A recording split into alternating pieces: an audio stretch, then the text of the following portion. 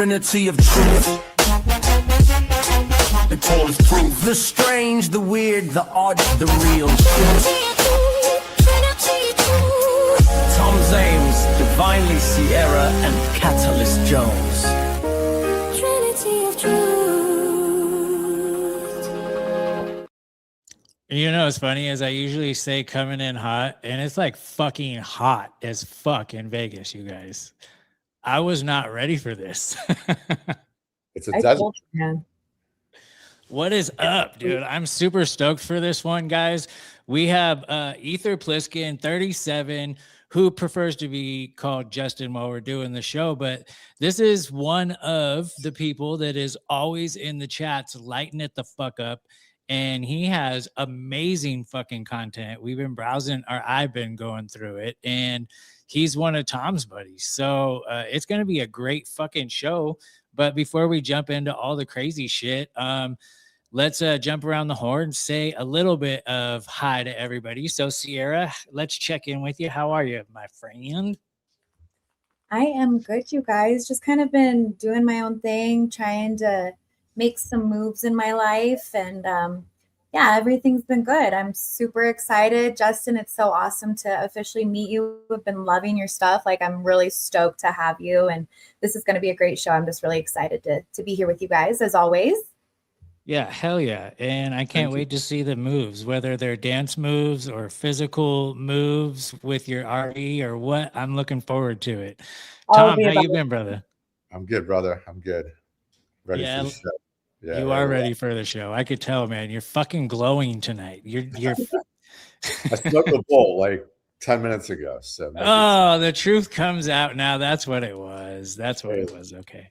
Well, you look great, my friend. Yeah. So Justin, man, like I said, your content is fucking fire. You're always lighting up the chats when you come and drop by and watch our show and shit. And thank you for that. But like, what like led you into creating? And like, have you always been a not so normie in your life? Like, can you give us a little bit of your background story? Yeah. Yeah, I guess ever since I was born, man, I didn't get along with school. I was always I was the guy who went to special ed classes because he wouldn't listen to the teacher, and I just didn't like authority ever since I was born. I thought there was something messed up with everything, and I guess I was right. So, yeah, you were hella right, bro. So what like led you deeper and like break out of the norm of society type of thing? Because you're not a normie, and not only are you not a normie, but you took to the internet with that fact. So what kind of led you to be radicalized in other sense? Yeah, I've always wanted to do something on the internet, like make a YouTube channel, but I guess the time wasn't right till just recently, and I actually had my mind right, and everything was, everything had the recipe of everything just came together. But and also I like to like try to be cutting edge, and there's some conspiracies I listen to and they're just like dead ends, and I'm like, where does this go? What's the rest of the story? So then I'll lock in on it, and then I'll try to find out what the real deal is about it. Like, why is, because like some of the stuff I talk about right now, like the reptilian thing, like that was like, I was all into that whole the jesters, the clowns look like, or the Nephilim look like clowns thing. I'm like, but what's the rest of the story? And then it's just kind of like, I don't know, I have like a sixth sense, and then stuff just appears and leads me on these like these little goose chases, and then I just put stuff together. I love it, man. Your content is fucking fire as fuck too.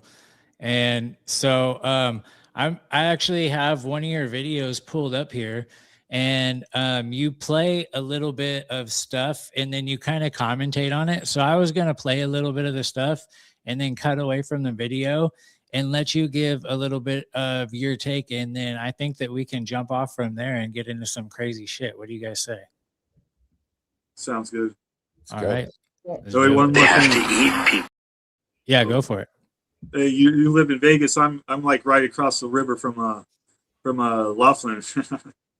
Like 2 hours away.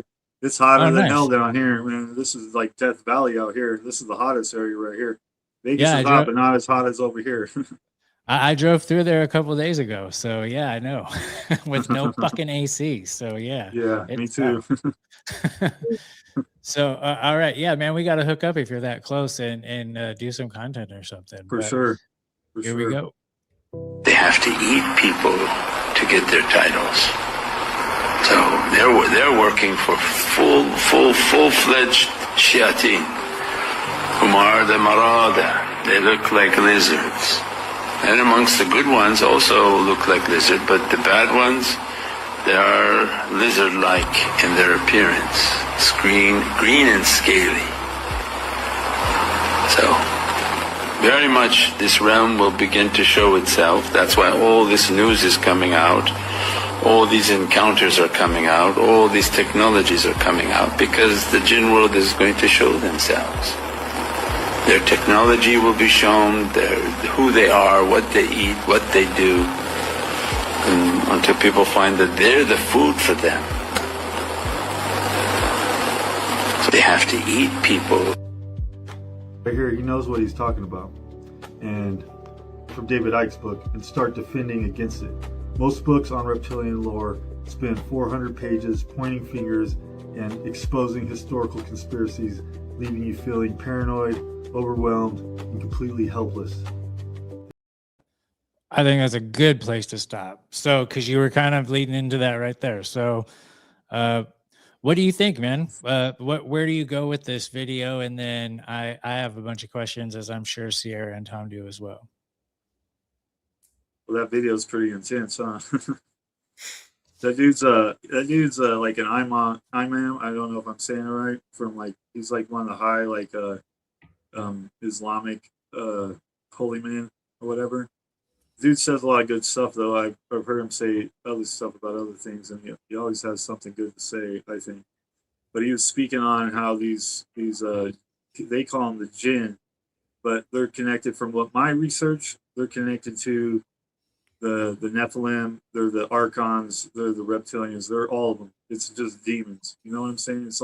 They're all the same like archetype, you know, and it's all based the same. It goes back down to the same thing. It's all these things are that entity, and that's what's controlling basically all the higher ups, the whole echelon of puppets that we, have to deal with, called the government, and basically all the newscasters too. From my research, every single newscaster is one of these things as well. And yeah, man, it's real, and it's not no joke, for reals.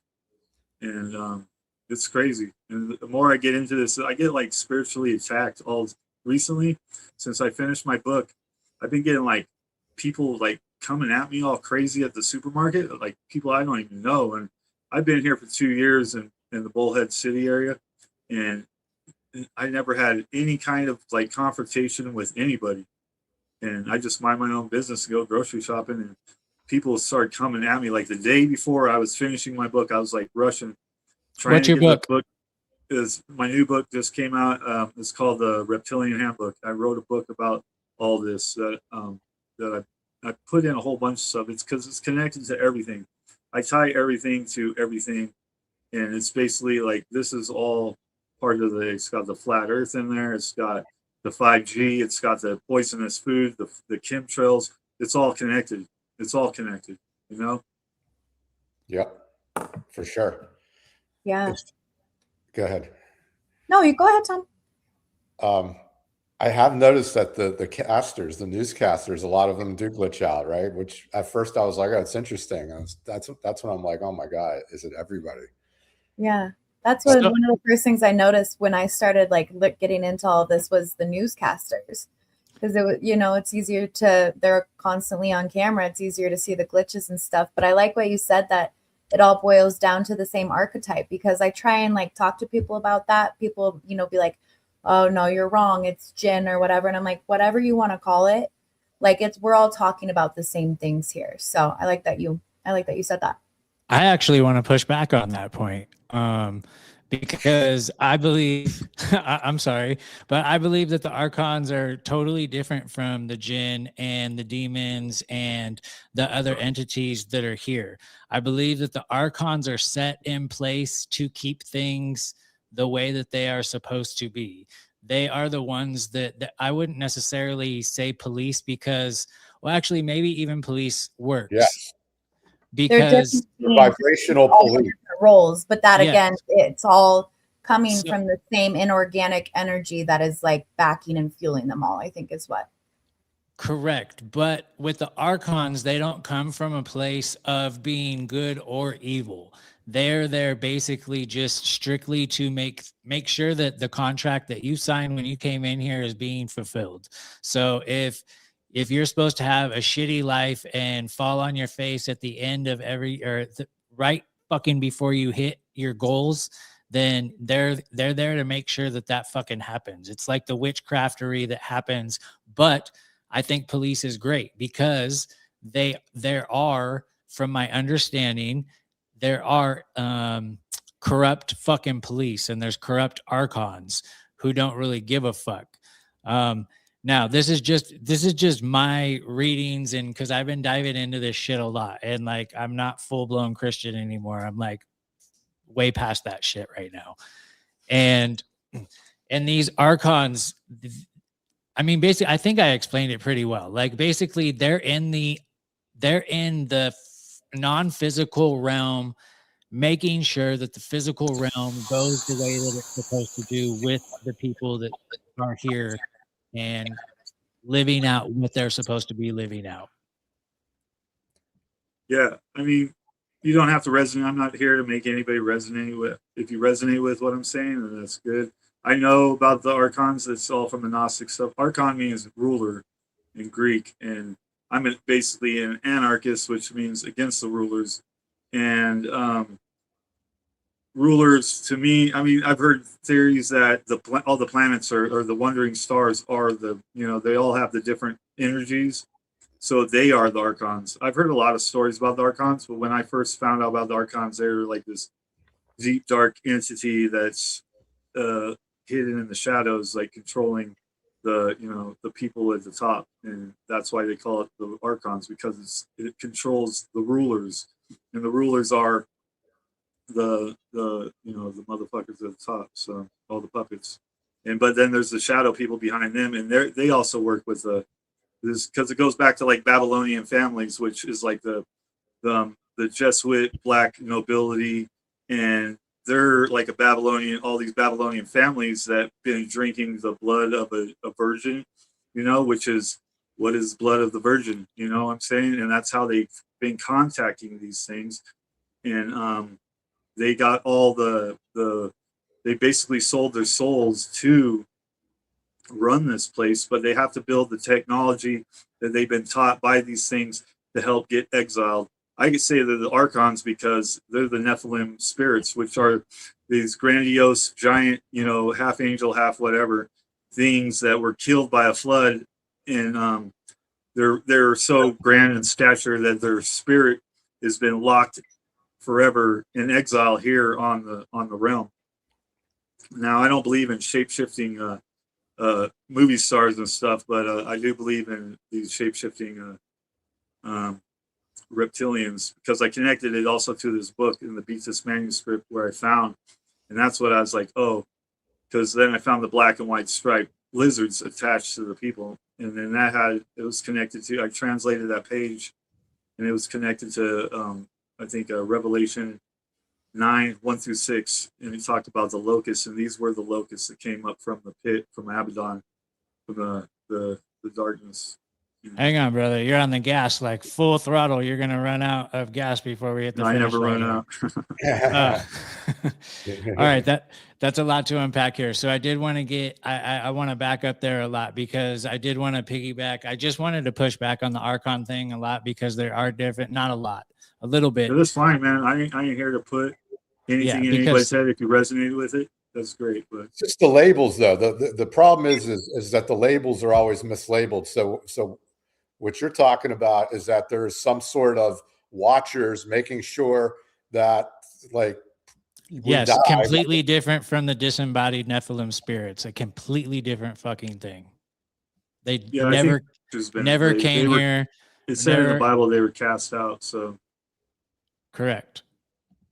Anyways, I don't want to argue about the Either points. I'm not arguing. my point It's is, cool. I could take any. They're all here. Yes. My point is, it's still the same thing. What we're talking about, we're just calling it and describing it in different ways, but the energy of it is here. Yeah. Regardless of the story behind it, how these people got here, why they're exiled, whatever tale or story is associated with it, doesn't matter. Like that, honestly, someday we might find out. Maybe we won't. But it's here. There is a mechanism. There's vibrational police. There's a program running that police your vibration 100%. What we want to call that doesn't fucking matter. So like everything you guys are saying is valid. Yes, I All of agree. it. Yeah. Yeah. I just It separate all them. can exist together and all be true at the same time. Yes, correct. I'm just saying the archons aren't amphibious. They're in the fucking ocean and mammals are on the land. That's what I'm trying to say is like they're completely Nephilim are fucking monkeys and the archons are fucking whales. Okay. That's what I'm saying. We might exist here in the same type of thing, but completely differently, if that makes sense. Like the Watchers and the Nephilim, and they all play a part, and they're all part of the same story, but they're all different. So it's like they're different parts of this story. They come from the same fucking Disney book, but they're not the same fucking Disney movie, if that makes sense. Anyways. All right, I won't refer to them as archons on the show. No, it's all good because I could 1000% be wrong because this is just coming from what I've been studying and researching. And I've spent many months and even years studying and researching shit that ended out to fucking be bullshit. So I could 1000% be wrong on my stance. And this is just my stance, not the stance of everybody else on this panel. I do want to talk about the liquid freaking newscasters and shit though, because that shit sounds interesting and looks interesting as fuck, because I love how you were able to take in your video and show how when the times have changed and we've upgraded with our technology, we're not necessarily seeing this anymore. It's almost as if they're cloaking. And I remember it was in the 90s when there was like a big panic because they were switching completely to digital on cable television, and those people that didn't have the correct TV were going to be fucked. And so I'm thinking that we don't really have anything past then that shows this liquid things that you're talking about. Am I wrong? I think you're right. Yeah, so that's crazy. And I was looking, I thought I had one of your, because you have one like pinned on your page, which kind of sucks because I thought I had it here. Fuck, I don't. But well, can you kind of describe that to us? And I'll try to download that if you guys want to riff on that for a The minute. liquid crystal polarization. Yes, please. That is the black and white zigzag type static pattern. It's kind of a lattice pattern. And it's like black and white. Jenna Bush pattern. The Jenna Bush. You've seen her face. Jenna Bush, that video, yeah. And it comes up, I think, well, from my theory, that it comes up in the old analog TV back in the day. And I'm not sure when it switched over, but I've seen videos from like early 2000s to, and farther you go back, I think it's been happening ever since like TV started, but it ended around the 90s. I'm pretty sure late 90s, early 2000s. And it happens a lot to newscasters because I'm pretty sure they're all, and I've seen a lot, like I have a lot of videos saved and of these newscasters changing, and it only shows it like around the body. People say, oh, it's distortion, the video distortion. Well, then the whole video should be distorting, not just the person itself being distorted.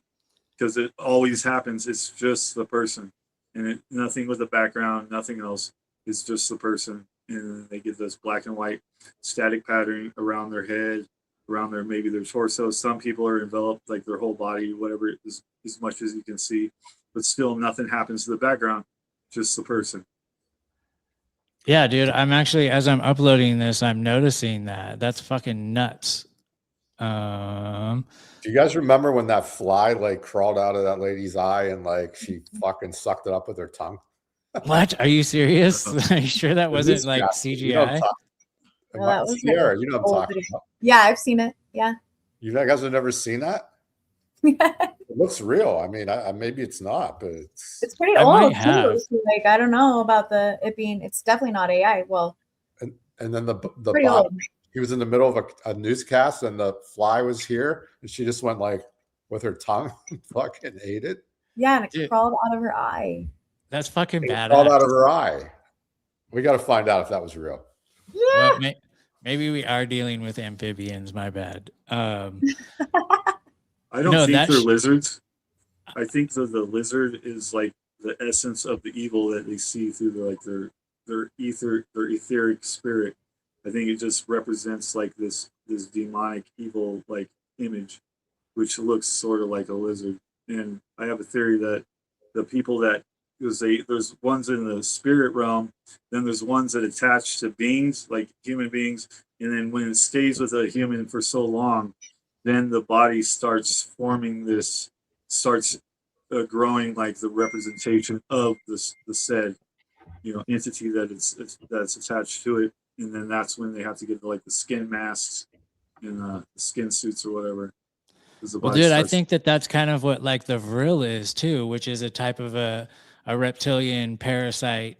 And when they take over their host, the host slowly becomes less and less of who they are, and more and more the parasite itself, until you become fucking Ariana Grande. You go from this bright little girl like looks amazing to like absolute no soul in your fucking eyes and sucked up witch looking.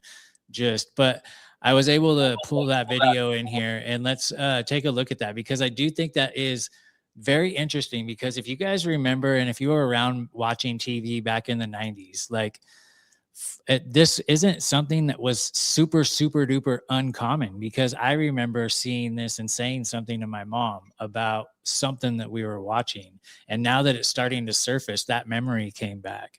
But check this out, you guys. And like what he was saying, it's just on the person itself. Nothing that has to do with the background is distorting. All right, what we got here is liquid crystal polarization. These are the shape-shifting reptilians. They're also connected to the DMT jesters, aka the Nephilim look like clowns. Now you can see the black and white zigzag pattern on them. Black and white is symbolism for duality. You'll see that symbolism in the Masonic halls and the black and white checkerboard floor, but it's also a technology. It's a technology that represents how they can travel between the etheric and the physical realm. Now you'll notice this guy with his clown face right there. See the red nose and his clown face? And it's shape-shifting with the black and white zigzag pattern. Now, these beings are also connected to most of the majority of puppets in the government stage are controlled by these beings. See, his mudra is another technology. His mudras are a technology also. Now, the reason these beings are inhabited in the majority of the government officials is because they drink the adrena stuff, and then they can access to these beings with a way more higher potency than DMT. They can contact these beings, and that's where they receive the technology to actually take over society and use everything again, because they basically sold their soul to the devils. These are the devils. They are the exiled spirits. You'll notice this keeps on changing. Now here's another one. This guy drew a demon, and he's showing the demon, and at the same time he's inhabited by one of these beings. Now something with the old analog digital networks back in early in the 90s and 2000s, you could see the frequency would somehow show these beings. Now, back when I started researching this, I found a couple pictures in this old ancient manuscript called the Vetus manuscript. It showed these beings were black and white striped lizards. Now, I had translated the page, and the page called them sin, and the page was referencing something about Revelation, and that these things were attached to these people's neck, and they were called sin. Now, you also notice at the Vatican, the Pope's throne sits in a hall, which is a giant lizard head. It's actually looks like the head of a viper. Now, this stuff is not no joke. This stuff is real. Great video, brother, by the way. Like you like had a lot of fucking shit there, and we can unpack a lot from that. And I think that with your video, you're kind of giving a lot of validity to my argument that these things are more parasitic than they are anything that has sway over us, like the way that an archon does. Anyways. Yeah, I can agree with that. And so do you think that they like those are humans that they've taken over, or do you think that is its own individual? They're just a lizard person or whatever the fuck they are, and that's what they look like? I think some people get they want to be they like give themselves to these things, and then I think that a lot of us are like bothered by them. They just attach to low frequency, low vibration. They cause a lot of the strife in the world nowadays. I think actually a lot of people have them that people don't even know. Yeah, that's like what I saw attached to someone that I know when she was going through a really hard time, and it was draining the life force out of her. She was losing a bunch of weight. Her life was just going completely to shit, just absolutely down the drain. And we did mushrooms, and I could see it like attached to her back. And yeah, it looked like just like a demonic thing. I actually don't remember specifically if it had stripes or not. I'm trying to think about it, but I could just see it like smiling and laughing, and it was attached to her. And she just, everything in her life was going so poorly. And I know that thing was just siphoning the energy out of her completely. So it's, yeah, a lot of people have these attachments and they have no idea. Yeah. Now these things are definitely like parasitic, right? And Yes. in nature. And I agree with you. And they come in through us, and then through that, I think is sort of a shield, or what they truly look like. And so do you think, like what Tom said, do you think that what we're seeing when it's like being manipulated through a camera lens is, how do I say this? Like, are they inside and we're fucking seeing the person's body because we're actually physically seeing the meat suit? Or did they like just fucking Terminator 2 walk up to somebody and like take over their fucking, like, that's the meat suit I want, kill it, duplicate it, and then fucking have like this cloaking thing so it looks like that, and we're seeing the duplication and not necessarily the actual meat suit that once was that person? I think the what we see like on TV and everything, I think that's just spiritual like frequency.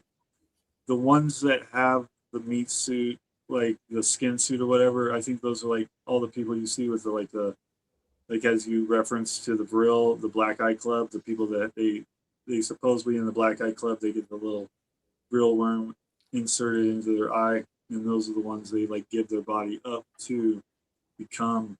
And I think those are like a lot of the higher up type of people. They become the, but there could be some running around. I don't know, I'm not sure, but I know that the majority of them, I think, pretty sure are spiritual. And what we see on TV is like the frequency, and there's something to do with the older TVs that caught the frequency, and that's why they changed it over. Plus, they're running the 5G and everything now, and now you can't even see And I'm pretty sure it's like it could be. You could see the stuff like in regular time. I see stuff out the corner of my eyes now. It's like every time they change these frequencies, like from 5G to 6G, the more they bring it up, I'm like seeing more and more little like shadow things out the sides of my eyes.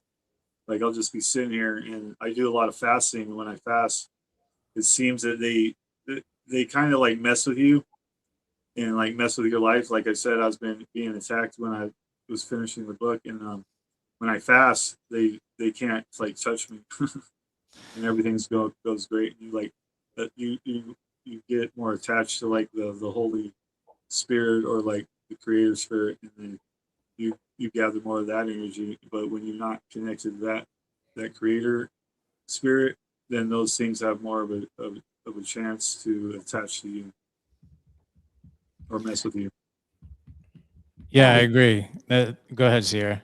No, I just absolutely agree. I think fasting is such a great healing mechanism that they told us you should eat 3 times a day, and they're just constantly feeding us so that we're constantly consuming. And I think that fasting can really open your eyes to a lot of things.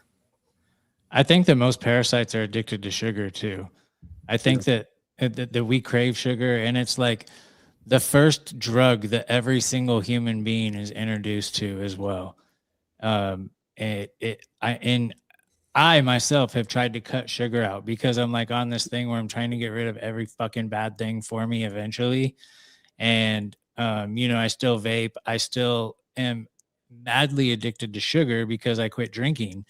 And when I tried to cut that shit out, dude, I'm like fucking Thurgood in the weed movie where he's snapping at everybody and shit when he's trying to quit smoking weed. That's how I am when I'm trying to cut sugar out of my life. Get the fuck out of my way. I need a donut or something, bitch.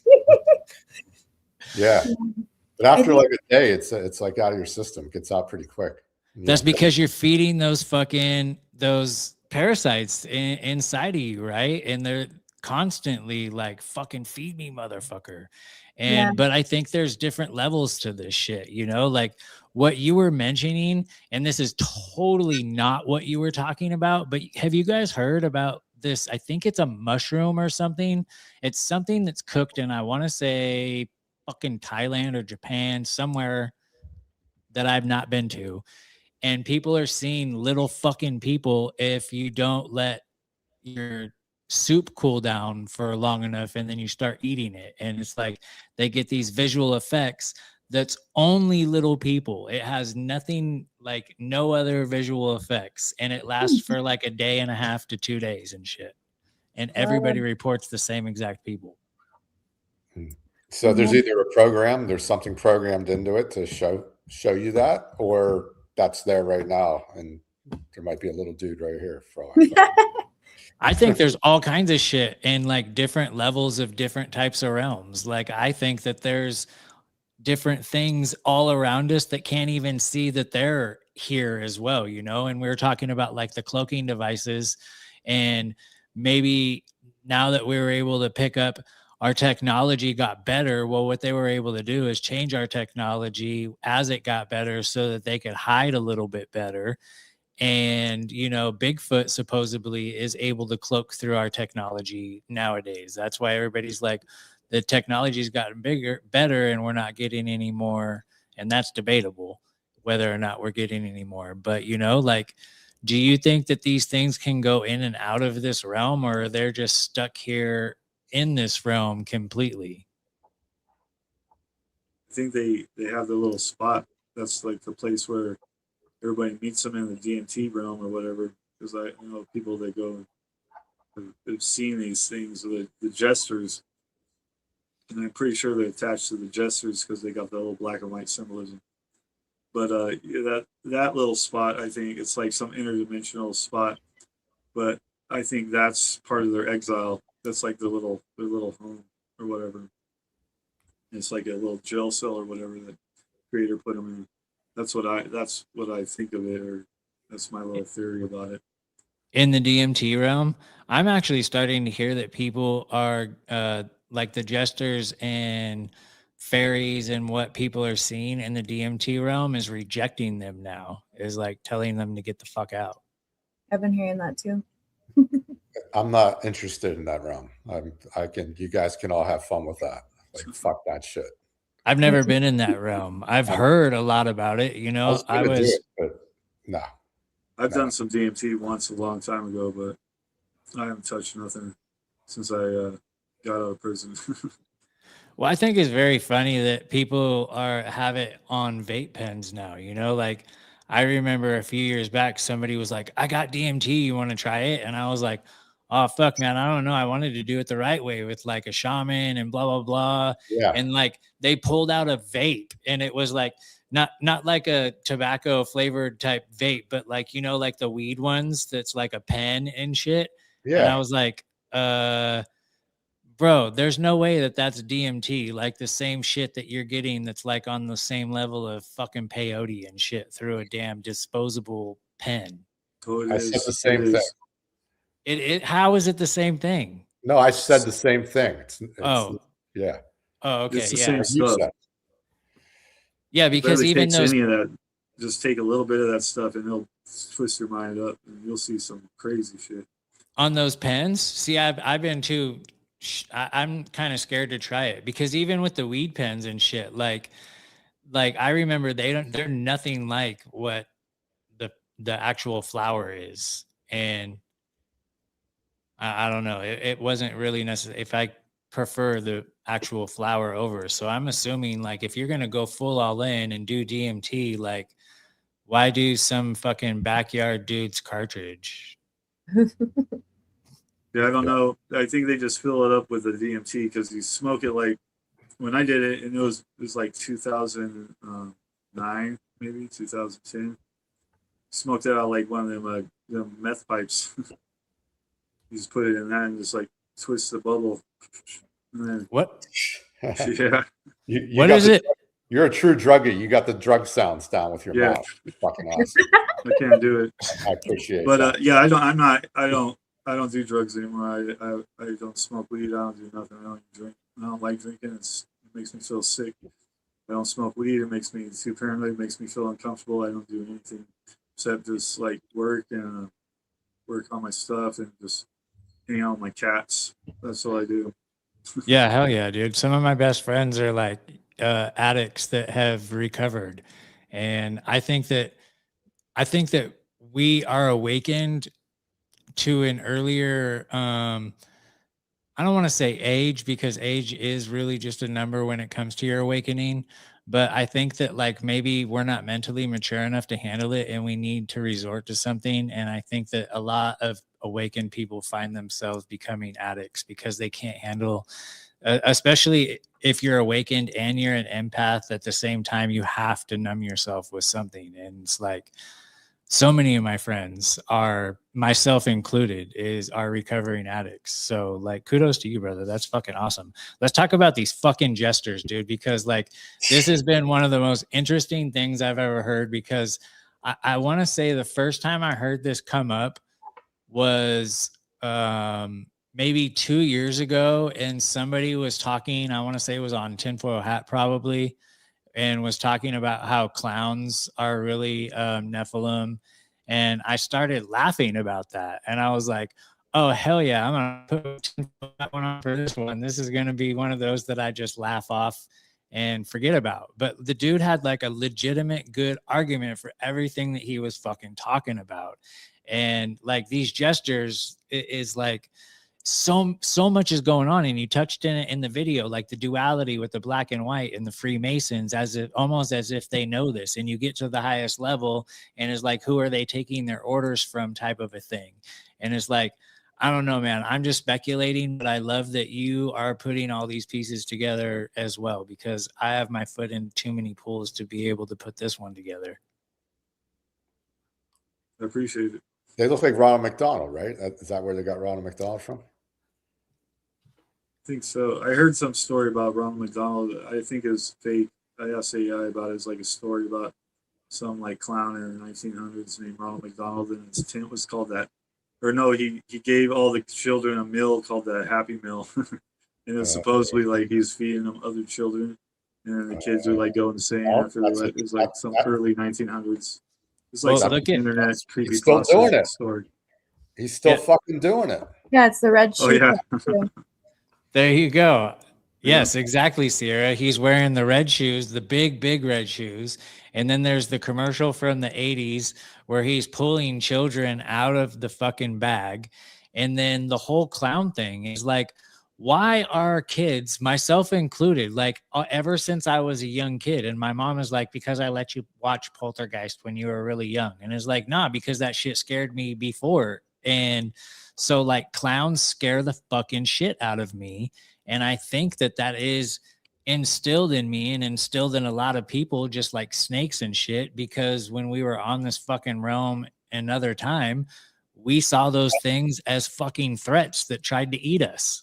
Yeah, no kidding. And who do you hire for your kid's birthday? You bring in a fucking clown.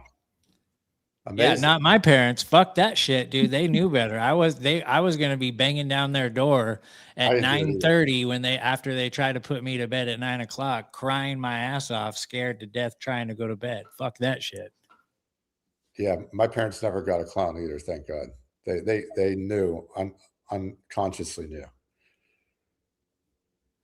Well, like, what do you think that is? Like, why do we associate that with having a good time in the circus? And it's not really something that I've ever looked at as something fun. The only thing fun about a clown ever was on these ice cream cone boxes that we used to get. There were clowns on them, and they were not that scary looking, and you knew you were getting ice cream, so it was all fucking good. Yeah, it's programming though, probably, to put it in our face all the time as much as possible. And everything's inverted. So they're showing us this little happy clown for a happy meal. And really, it's this evil thing giving you human flesh. It's that inversion, I think. So, Yeah, let's go through here because we got Pennywise the clown, we got Ronald McDonald, who clearly, if you have half a brain and know about these things, can see the evil ties within that. And then, damn it, I had like three more on the top of my head. Oh, do you guys remember a movie in the 80s where all the machines and trucks and shit like took over, like became alive and then started killing people? Well, like the main bad guy truck had like a fucking demon looking clown on the front of the fucking truck. Optimus Prime? No, dude, it Was that was video game? no, it was like something that had to do with like overdrive, maximum overdrive, maybe. I don't know, but like it was trucks that like they came to life and they started running people down and shit on their own. And now here we are with Teslas and being able, you could hack into that shit. If AI is like, all right, fuck these people. We saw that in the Obama movie with all the Teslas piling up, just fucking boom, boom, boom, boom. Definitely think that's coming. Killer clowns from outer space. remember the clowns in like 2016 that were going after people? We know how psyops work. Remember all those killer clowns that were like chasing after people and stuff? During like Halloween and stuff, the like clowns Yeah. were just standing there on the heads. Yeah. Just standing there intimidating the fuck out of people. That was one of our first internet psyops that was Probably going CIA viral. operatives. Yeah. Definitely. So, and then we go back like the jesters in like the medieval times were the only ones that were really allowed to make fun of the king and shit and get away with it. So there's some weird things there, It's And like the highest order They were of controlled Freemasons. opposition. They were controlled. That was just like a charade. Like, come out, tell some jokes about the king. It was all planned out. It was all to make everybody feel good about it. It's all psychological. Company morale. Yeah. The highest order of Freemasons is the Order of Jesters too. And there's like, and then I've seen some old depiction of like the world, like a world map with a jester like hat on, and I'm not sure what the symbolism of it is, but then I've seen also symbols of old paintings of jesters, but they're also the devil, and I think it all ties into the same thing. Some old paintings like 1500s, 1600s. And there's like a jester, but it's also the devil. I think there's some story called Mephisto or something about some jester devil something. I didn't really look into it much, but I've seen the pictures. Mephisto? More of a picture person. Yeah, Mephisto. I'm afraid to Google that, to be honest with you. Oh, yeah, right?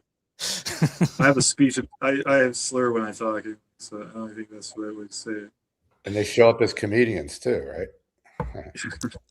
I mean, absolutely. The original comedians were considered the jesters in the town centers, right? And then now, fast forward to today, we have people on television that are basically swaying and right there next to our presidents and shit. So we got Diddy, and actually I can't think of any. Can you guys think of any comedians that went to the fucking island? What island? What do you mean, what island? The island. Wasn't that one the small black guy? Wasn't it Kevin Hart? Yeah, Kevin Hart. There you go. Well, you have to be funny to count as a comedian, right? No, that's all these guys like Trump's funny. He went to the island. That's like, true. Like George Carlin and all these guys are part of the show. You know what I'm saying? Yeah, that one was hard. George Carlin, because he's the one that says you and I are not a part of the club.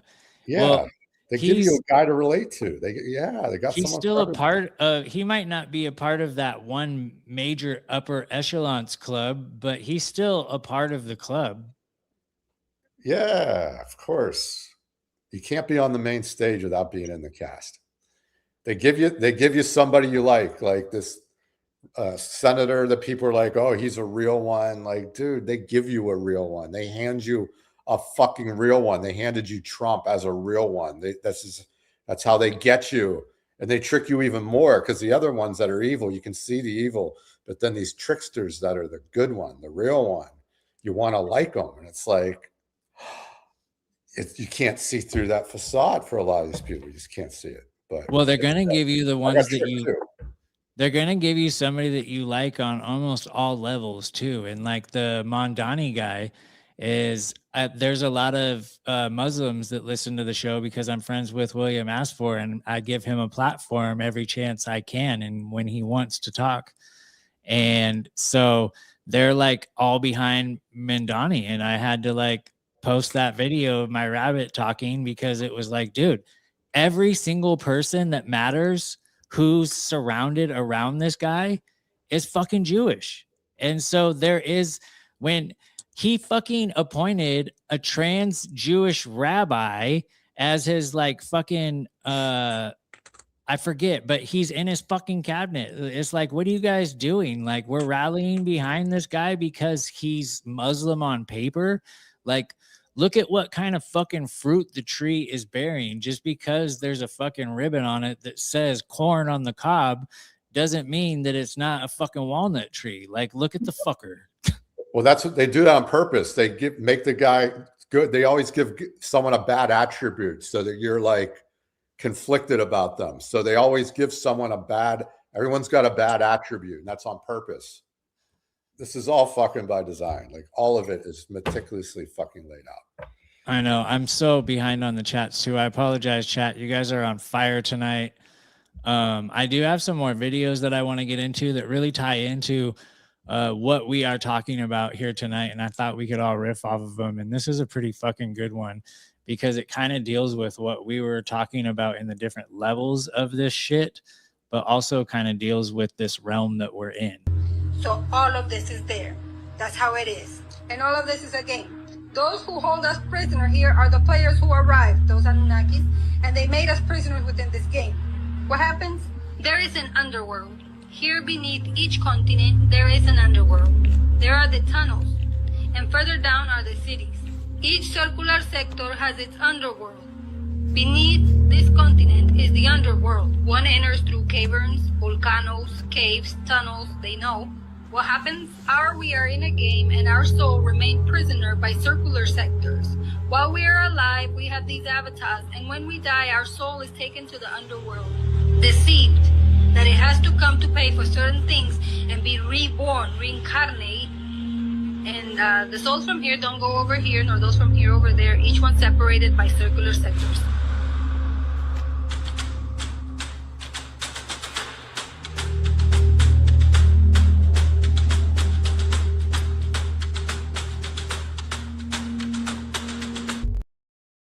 I think it's all got to be speculation at this point until we can get somebody verifiable to get past that fucking wall. Yeah, I mean, who knows what it is? You know, we don't need to know what it is. Like everybody fights about what it is, and they've got their idea of what it is, and no, it's this and it's this. And the truth is, you know, no one really knows what it is, but all we need to know is that there's some fucked up shit going on. Like we don't need to know what it is. We know that like we're in this thing where the plane is flat. Like we've been lied to about everything. There could be a world like this dome. There could be one right next to it. There could be hundreds of little fucking domes all next to each other, all different universes for all we know. Agreed. Like, we don't know. We don't know. And it's okay not knowing. We just need to know that, like, the gist. You just need to know the gist. Do you think that they have enough control to turn off the electromagnetics that hold us down and to disrupt the buoyancy and density, what we call gravity? Because a friend of mine sent me a pretty compelling video that they're going to turn what we know as gravity off on the 12th for 7 minutes. And can you imagine, like, what the fuck? That's all a lie. That's not going to happen. Obviously it's like, but do you think, let's play along with this for just a few minutes here. All right. How would they be able, because I try to be like, okay, like, because I call bullshit like within the first like sentence, right? Because as soon as I see gravity, I'm like, fuck off. But I'm like, okay, well, I respect the person that sent this to me and I respect what they talk about. So let me see. And so I'm reading it. I'm like, okay, well, how would they actually be able to make this fucking possible if they were to do this? And why would they do this? Like, there has to be something to gain for them to do any of these kind of things, right? So I can say something on that. Let's go. Okay, well, this all ties into the IMCO or the plasma event. And Jay Dreamers, this is his theory that I've heard. Was supposedly where at Polaris there's an inverted dome. It's like from the electromagnetic shield that goes over, it creates this like this dome. It's like the bull magnet, because that's like the strongest shape of magnet. It's like a horseshoe is just a sliver of a bull magnet, and there's a bowl right at the bottom where Polaris sits, and there's like some whole bunch of old pictures that show that this thing used to be open. It's like a celestial aperture, and that's where the light or the plasma sits behind the firmament, and that's what shines through. That creates a lens that creates the sun, which shines through, and the sun shines through and is the focal point that hits the firmament, and then goes around because the thing's spinning around outside of the firmament, and then the light from the sun reflects back, hits the thing, hits the inverted dome, the apex dome, what Jay Dreamers calls it, and then that makes like a hologram and reflects back off, and that's what the moon is. And then all these other little bubbles inside of the apex dome are the craters you see on the moon. And there's supposed to be like 10,000 craters on the moon, and there's supposed to be like 10,000 something stars in the sky. Supposedly, that's what I heard. And when that thing breaks open is when the plasma event happens.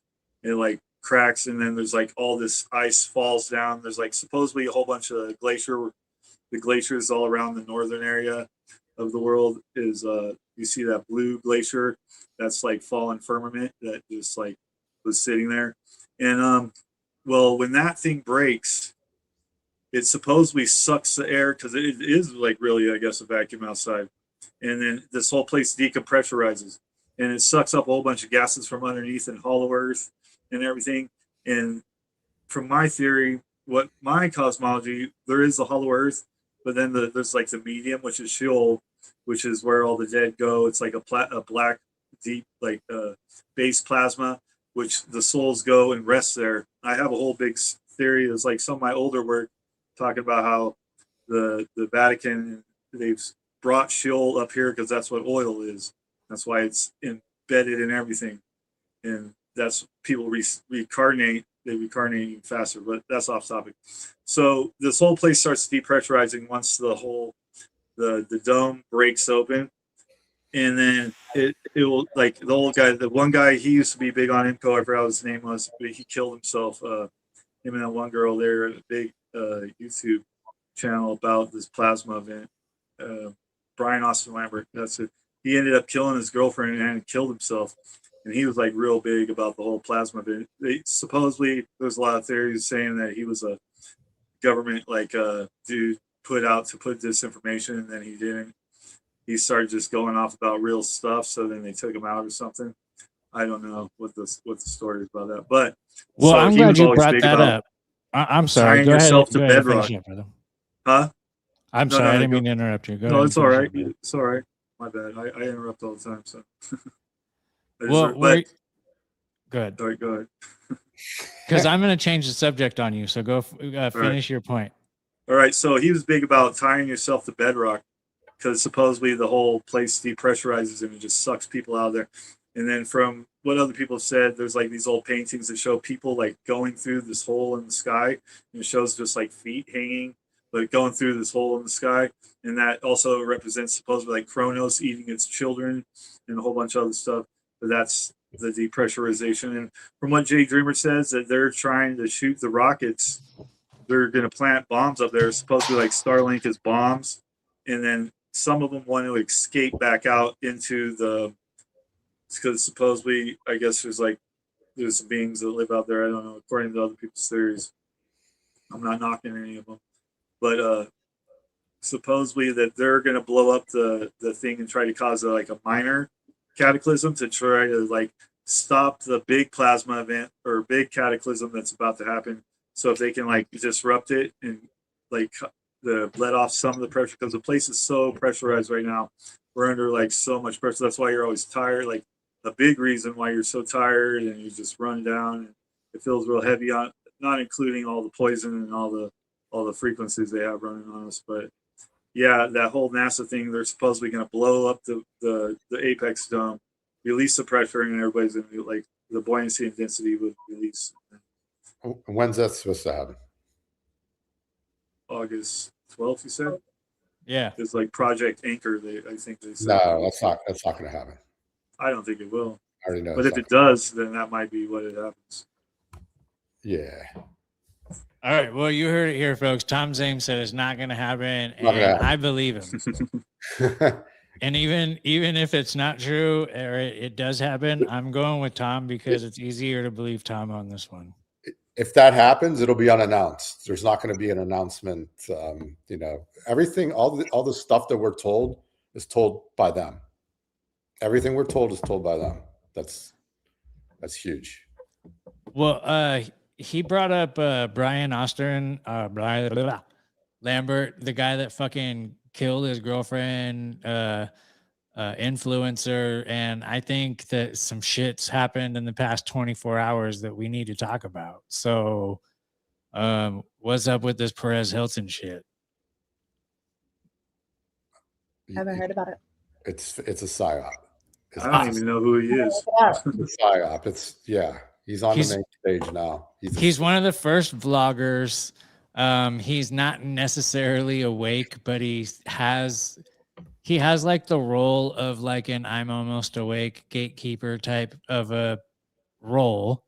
And he was live the last night or yesterday, and fucking he's here in Vegas, right?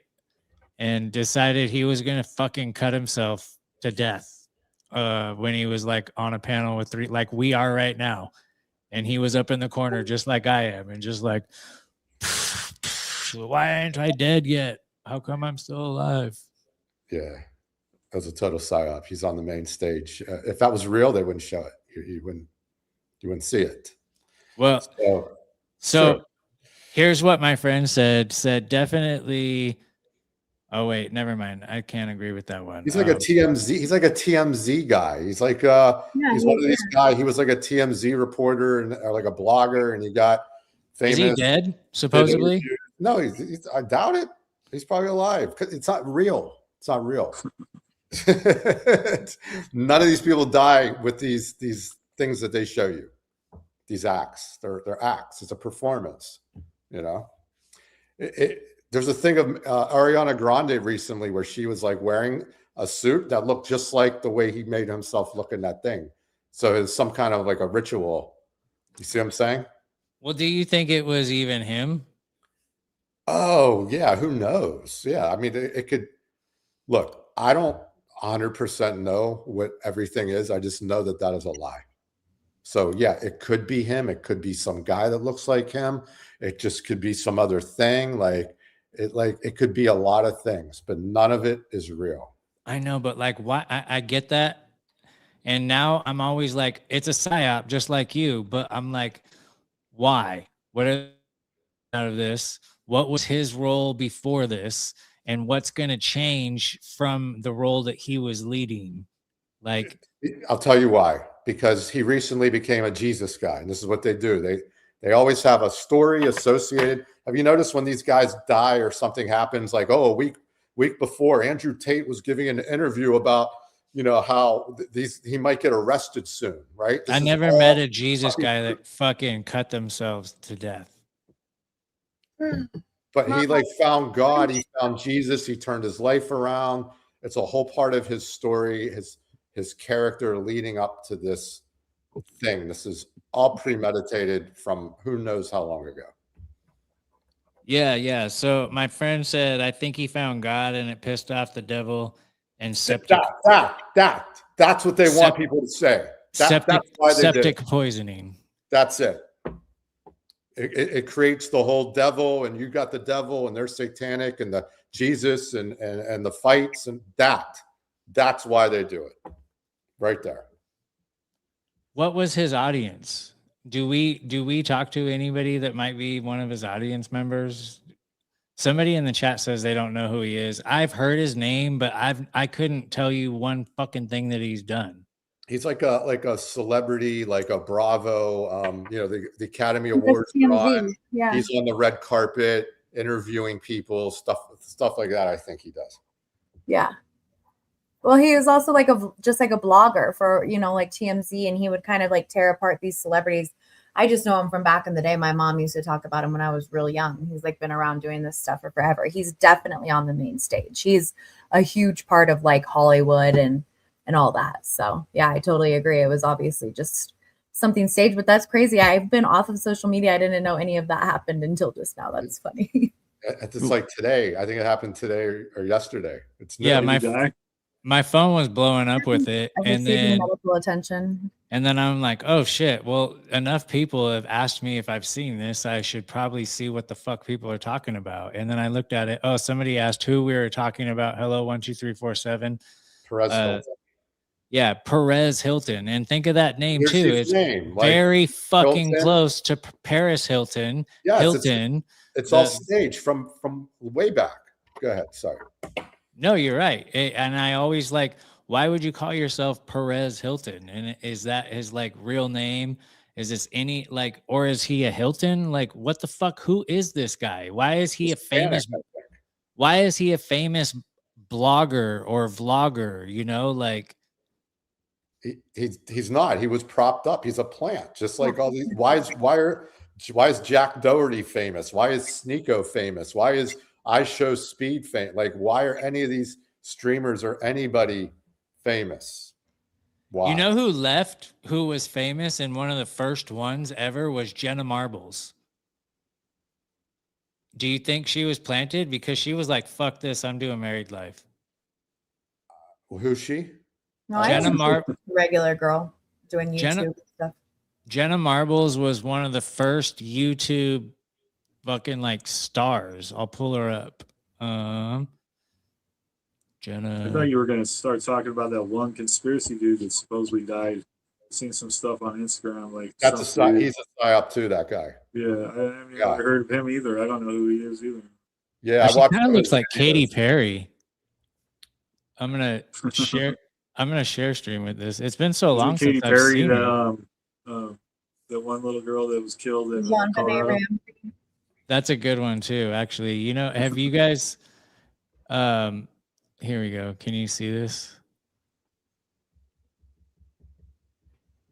Do you remember her, Tom?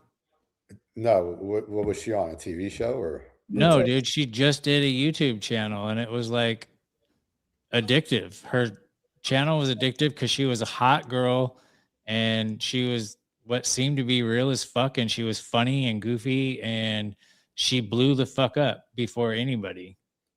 And then nothing really. She was just herself. She'd get on there and like make fun of shit. A normal girl. She completely stopped doing YouTube and stuff. Like I don't think she was really a part of anything. I think she got big because she was funny, and like you said, she was hot, she was funny, she was goofy, but she didn't really. Yeah, I don't think she was really a part of anything. She didn't push anything. She didn't have any weird agendas. It didn't seem like, but maybe. I mean, who knows? You never know. Well, that's how you know by their agenda or like what they stand for. They all stand for something. They all believe in one of the religions, right? That's a tip off. They're never like atheists. They're always going for one of the three. Yeah, I just noticed that my boy Noel Rodriguez is in here, and he came on. He used to go by the Tank and was an affiliate of Whiskey, Beer, and Conspiracies.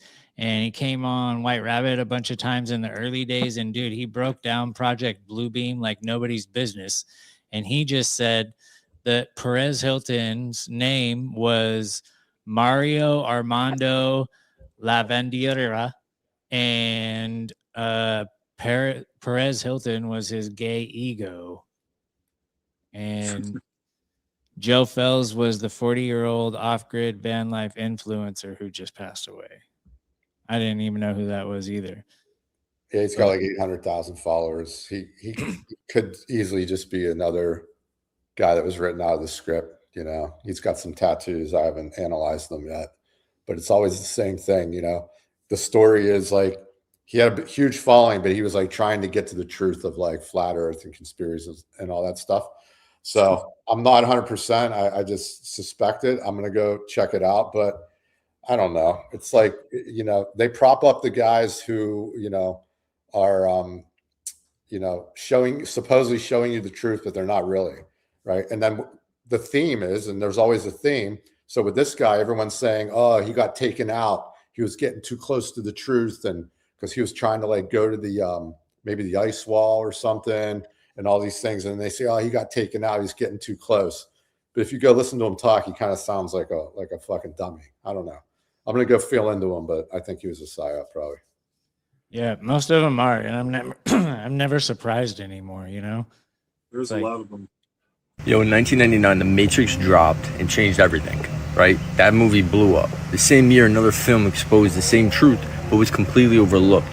And it's called The 13th Floor. So basically, a tech company, they build a fully immersed simulation of 1937 Los Angeles. People jack in and they inhabit avatars, so kind of like Ready Player One. But at some point, a body's discovered. Someone was murdered inside the simulation. The investigation leads to the main character, Doug, to a truth that breaks him open. His 1990s world is also a simulation, layered above his layer, and the top of it is nowhere in sight. Now, in Gnostic cosmetology, the material universe is also counterfeit. The physical realm is basically a lower plane crafted by the demiurge to trap divine sparks into bodies, making them forget that what their origin is. And it's funny because each simulated world believes that they are real. Each creator of these simulations thinks they're in charge above the other creator. So it's just a bunch of worlds where they think they're in charge, and then there's just another creator who's above them, and it just keeps going on. And each of these creators treat these characters inside their simulation as an NPC. But those characters, they still suffer, they still feel love, and they still feel genuine fear. So that's like the Archons interface with our reality in the same way. And there's a scene where Doug drives to the edge of the entire simulation. The 1937 world simply just stops. Roads become green wireframes. You could see the computer program behind everything. He literally drives up and touches the firmament. So in esoteric traditions, the firmament is the barrier between the material and what lies beyond it. Basically the boundary to block souls from ascending back to the pleroma. And it's interesting because the company logo says it all. It's a serpent in a circle eating its tail. The Ouroboros. It represents the eternal cycle of creation and destruction. Worlds within worlds without beginning or end. And entering the simulation is interesting because consciousness is downloaded into an avatar. The original body goes limp. The new body wakes up with memories intact. This is like the reincarnation mechanism. You leave one vessel, forget the transition, and then you wake up into another life. The thing is, the Matrix showed when Neo woke up in the real world, he had a real body. This movie doesn't even give you that comfort. The ending even shows that they don't even know what the top level is, and they don't even know how high it goes. There's always another floor above it, and there's always another architect that's in charge. You're basically waking up through layers of an illusion, and you can never see the top. And I also think it's interesting that it's called the 13th floor, because there's definitely not 13 floors, there's way more than that, but why 13? And I'm sure a lot of you know the reason behind that. Let's just say that 13 is a number that's very important when it comes to this reality. But let me know if you guys think there's any connection. What do you guys think? That's interesting. I haven't heard of that. Is it a book or a movie? It's a movie, and it came out around the same time as The Matrix, but since The Matrix had the blockbuster funding and everything, this other one just was the first time I heard about it was yesterday when I was looking for videos to play for today. And I thought this was right up Ether's alley. So what did you think of that shit, bro? Well, he's going on a lot about the whole Gnostic thing, which I'm not too fond of. I don't think that there's a demiurge. I think this place has been just in kind of this is our place, and that we are supposed to be the stewards of the land. And I have a whole different belief about it.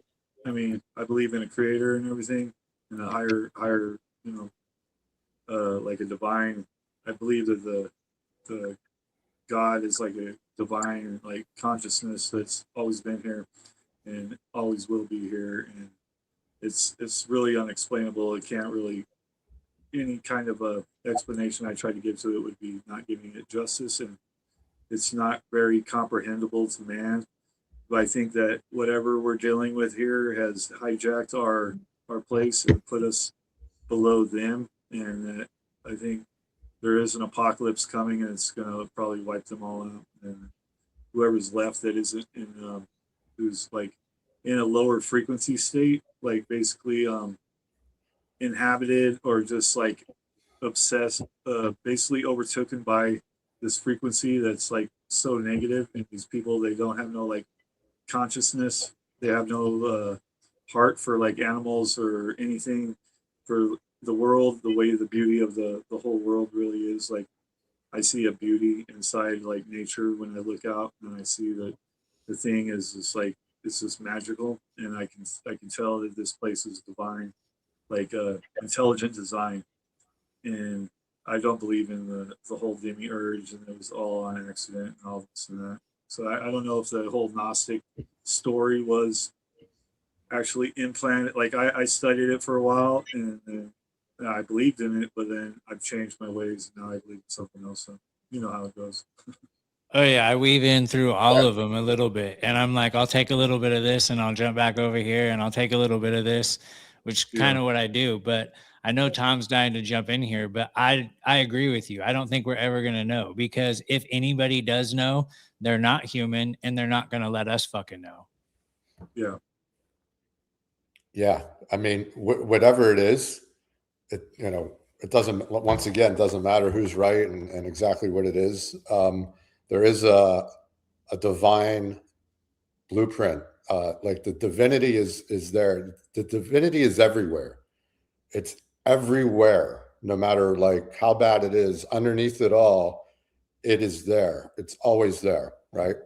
And whether you want to call that God or whatever, it is everywhere. God is everywhere. It's everywhere out there. It's everywhere inside here. It's fucking everywhere. Underneath it all, no matter what's going on or what this is and what the fuck, that is there. That fucking foundation, that blueprint, like you said, like it is there. It's fucking there. So I think it was very interesting. I didn't let Sierra talk. My bad. Oh, I mean, yeah, I have a lot of beliefs that align with Gnosticism, but when it comes to like the material world being evil and bad, no, I look out and I see divinity, I see beauty, and yeah, flavors of the forest is in the house. Yeah, so I agree. Yeah, what is up? Nelson is in the house. Danny is in the house. Anna Speaks Out is in the house. Level Playing Poems is in the house. We have The Tank. Noel Rodriguez is in the house. We have so many people. Hello, 1, 2, 3, 4, 5 through Z is up in here. And I know I'm missing people, but thank you guys so much for being in here and joining in the chat. You know, it's very interesting that these videos that I'm pulling up, when I was like trying to get into the jesters and the black and white duality and the things that he was talking about, there isn't a whole lot of people other than you and like one other guy that are really diving into this shit. But I was finding branches of stuff that had to do with it. And like that video that I just played, damn near like, I don't know, maybe it was because the algorithm was picking up on what I was trying to look for, but I had another video completely different pop in and tie in the Matrix, which is really weird because that's like one of my things. Like, right, you look behind me and I got the Matrix everywhere. My White Rabbit show is based off of that.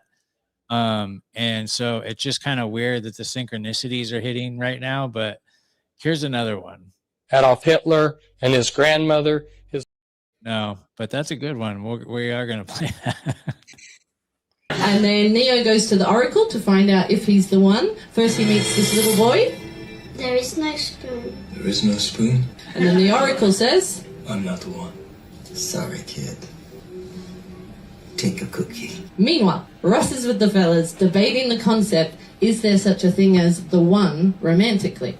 What if there's only one woman for everybody? That's like saying there's only one flavor of ice cream for you. There's lots of flavors out there. Welcome back to the world. Grab a spoon.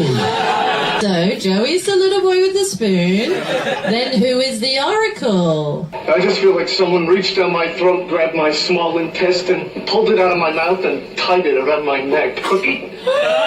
Neo's apartment is room 101, and they said that's a reference to the fact that Neo is the one. He says that 101 is actually a reference to binary code, the computer code that's all ones and zeros. And as we all know, 101 in binary is 5, but in binary it starts at 0, so 5 is actually 6, and that's clearly a reference to the fact that Neo is the 6th incarnation of the 1, so Neo actually equals 6 equals 5 equals 101. It's definitely what the directors intended. It's not like the friend's apartment door is going to be 101, that would be a bit on the nose. Because it's 5. Neo is the 6th chosen one. Rachel's arrival makes her the 6th friend. Every Friends episode begins with the one. The one with the card, the one with the boobies. What did Matt LeBlanc work on before Friends? A show called TV 101. And Rachel's completed her training and got a job. She's now the one. And Chandler says in the final scene, Kids, new dream. I'm in Las Vegas. I'm Liza Minnelli. So, in the opening scene, Chandler said, I had a dream, my penis was a phone, I answered it, it was my mother. Who is Liza Minnelli's mother? Judy Garland. What film is she most famous for? The Wizard of Oz. So what does that mean? It means buckle your seatbelt down.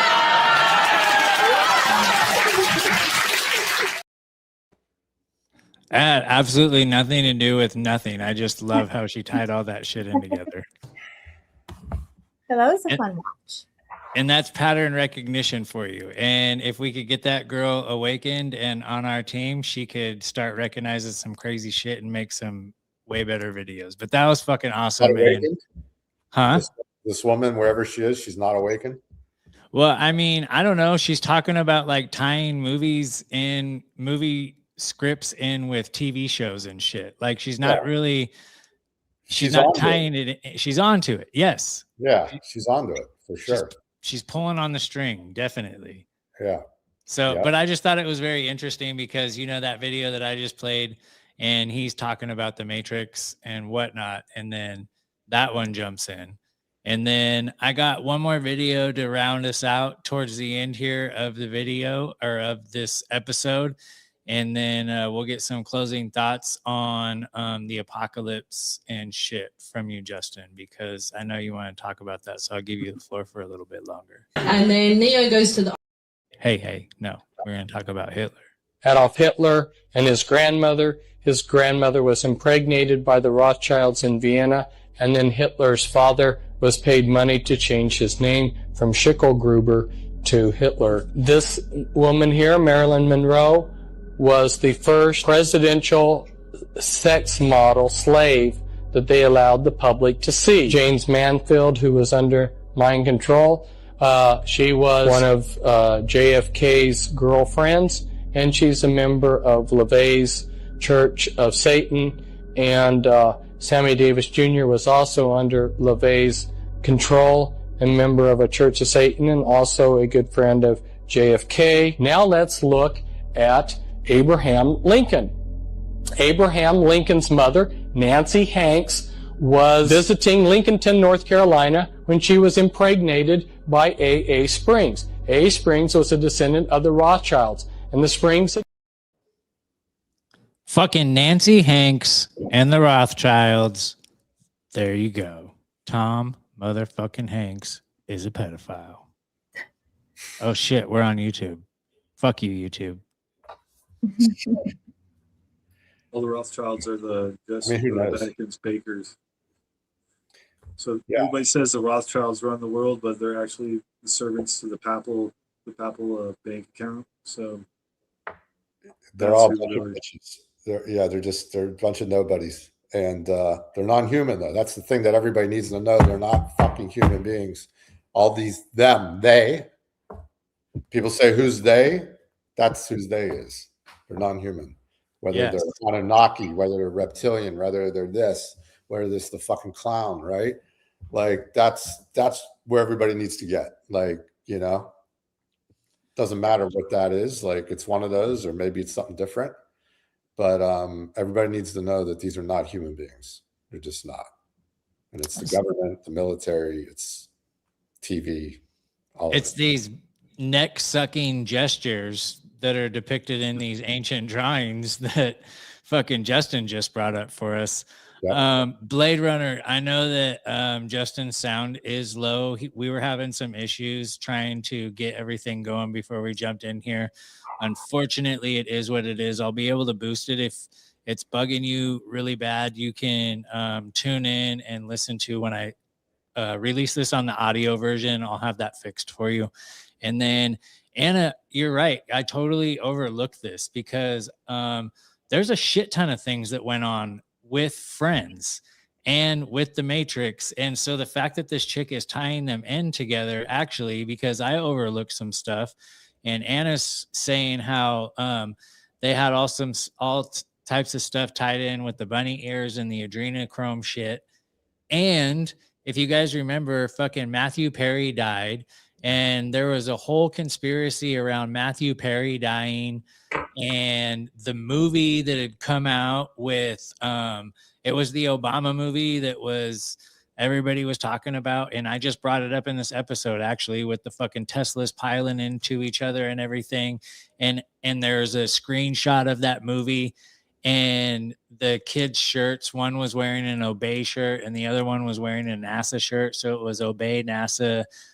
There was that whole thing happening, and then it tied in with the death of Matthew Perry, because what happened there was Matthew Perry used to date fucking Julia Roberts. Julia Roberts had to have a sacrifice in order for there to be a fucking boost in whatever project she was a part of. And then if you look into the whole Julia Roberts and Matthew Perry thing and their relationship and the way that he died, that's a fucking fun one to get into if you guys want to get into it. So with that, I mean, this girl is on to way more than I actually originally thought until Anna brought that up. And then Danny says, and Chandler dying in real life was weird. Oh yeah, the tweets about Batman and dying in the water. I mean, how many of these motherfuckers are dying in water? And yeah, Whitney Houston, him, fucking a lot of people. Yeah. Brittany Murphy's husband. Who knows what's really going on? I think most of them just go home. Yeah, they're what do you call it? They transition. They don't really die. They're just like, oh, Hulk Hogan, you're dying tomorrow. See ya. Like they know their date. They know the date they're done too. These people know the date they're getting You say that a lot. I want to know because you are definitely convinced of this. So something convinced you of this. Convince me. So like for Charlie Kirk, when a guy like him comes here, he came here specifically to play this role. Like I don't think he came out of a vagina. I don't think he had sex with Erica Kirk. I think he's like asexual. He looks asexual to me, right? He looks like a fucking robot, doesn't he? Looks like a fucking robot. So these people are brought here and like, hey, dude, you're going to go here, you're going to play this role, and you're going to be a conservative guy, and you're going to be pro-life, you're going to be pro-truth and pro-freedom, and this is your shtick, and this is your role, and here's your script, and you're going to go do this for 12 years, and then we're going to fucking take you out with this fucking fake thing, and everyone's going to think it's real.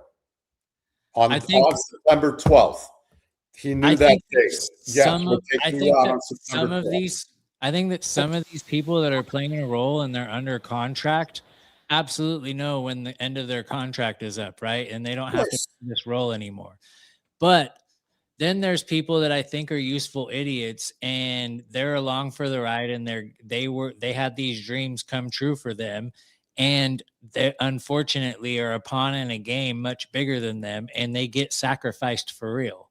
Like, I do believe that a lot of these people do get sacrificed. And I also believe that they can create duplicates of people too. So I'm, like this fucking weird ass realm that we're in is that it's fucking weird as shit. And like science fiction is more and more documentary to me every single fucking waking minute, man, I went on a rant. I know Tom usually likes to keep this around an hour and a half, but we're gonna have to go a little bit over an hour and a half tonight, Tom, because we're having fun. Let's go. We haven't even let Justin jump into his theories about the apocalypse and that shit. So let's tie that in with what we've been talking about here. Justin, what do you think, brother? Yeah, we can do that. I gotta see what time PetSmart closes because I need to go get cat food. Was it last week I had to go? Like I had to get to the store too. Hey, we can wrap this up if you need to wrap it up, brother. It's no big deal. No, I just need to make sure my wife was getting all mad about because I got something to do, but I don't think they close till 9. So yeah, I got time. It's like 7:30 here. Yeah, you're totally good. So you want to tie it into the apocalypse? Yeah. What are we tying in? The friends thing?